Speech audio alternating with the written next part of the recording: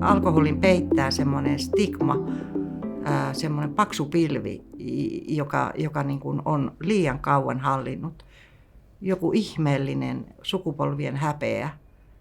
Kyllä se stigma on syytä nyt poistaa.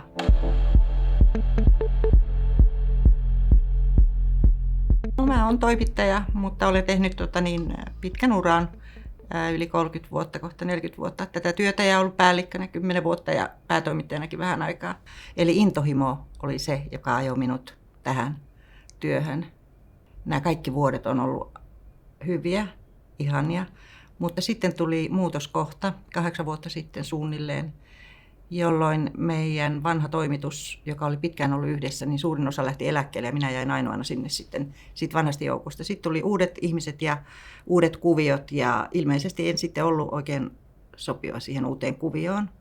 Ja se siitä teki juuri niin hankalan, että voin tavattoman huonosti, koska tunsin, että ilmapiiri ei ole se, mikä se on ollut ennen ja luottamus puuttuu, ei ole tämmöistä suoraa kommunikaatiota, mitä hyvässä työyhteisössä on.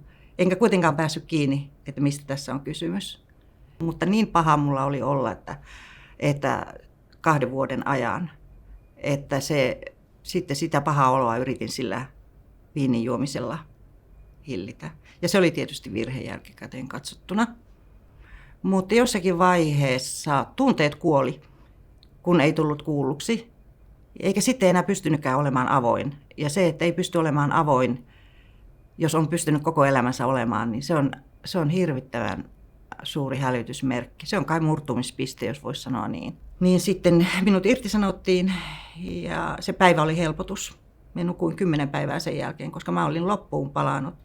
Ja sitten kun tokenin siitä tapahtumasta, niin seuraavat 2 vuotta mulla iski hirvittävä katkeruus.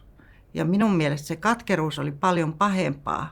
Se oli jotain ihan hirvittävää, että minä koin niin epäoikeudenmukaiseksi tämän koko kuvion. Ja siihen katkeruuteen, vaikka olinkin jo niin kuin hakenut apua tähän viinin tissutteluun, niin sen kautta niin sitten tuli semmoinen loppuvaihe, 2 viikkoa, jolloin mä halusin kuolla. Koska mä en päässyt irti katkeruudesta, se ei ollut minun tapani elää sillä tavalla.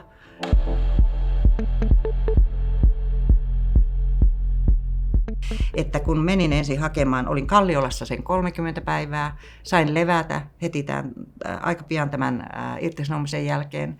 Se oli ihan hyvä paikka levätä, mutta tunsin olevani vieraassa seurassa. Että jotenkin ne kaikki kysymyksen asettelut ei ollut niin kuin minua varten. Ei mulla ollut mitään, onneksi niin mitään semmoista pitkää juomistaivalta, eikä mulla ollut vanhempia, jotka jois, ei ollut geeneissä. Tunsin olevani jotenkin sillä niin kuin erilainen. Ja sitten kävin vielä juttelemassa avoklinikka näistä ja nekin oli ymmällä siellä, että että miten se yhtäkkiä voi tällä eskaloitua. Ja sitten yritin käydä siellä AA:ssa, joka oli mulle ihan mahdoton paikka, koska mä oon vuorovaikutusihminen ja kaikki mun elämäni perustuu vuorovaikutukseen toisten ihmisten kanssa. Että se tuntuu epäsopivalta mulle, mutta tiedän, että sieltä on moni saanut avun ja kunnioitan kyllä heidän työtään. Sekään ei ollut minun paikka. Ja niin kummallista kuin se on, että sitten kun mä menin sinne terapiaan, jonka sain lähetteen sinne kun pyysin, niin ensi hetkestä alkaen tiesin, että olen tullut oikeaan paikkaan. Ja on hyvin kuvaavaa, että tämä terapeutti ei ollut mikään päihdeterapeutti, vaan hän oli psykoterapeutti ja psykologi. Hän tajusi heti, mistä tässä on kysymys. Että tässä on kysymys tämmöisestä reaktiivisesta juomisreaktiosta. Ja sitten me käytiin tietysti läpi menneisyyttä ja nuoruutta ja tätä hetkeä ja ennen kaikkea tulevaisuuden toiveita. Että hän osasi koota yhteen ratkaisukeskeisesti, ilmeisesti tämä on se oikea sana, ja rakentaa tavallaan mulle sen toivon uudelleen.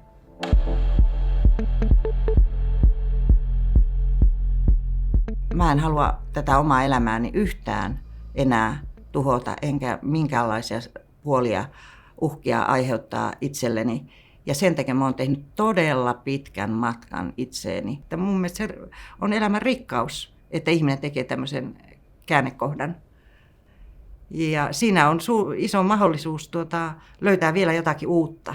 Todella rikastuttava, koska sulla on niin paljon elämän kokemuksia takana, sulla on tappioita ja voittoja, ja jos sä oot päässyt ne läpi käymään ilman, että olet jäänyt siihen katkeruuteen, niin sullahan on kokonainen uusi elämän patteristo hallussa, jolla sä voit elää rikkaasti sinne niin kauan kuin elinpäiviä riittää.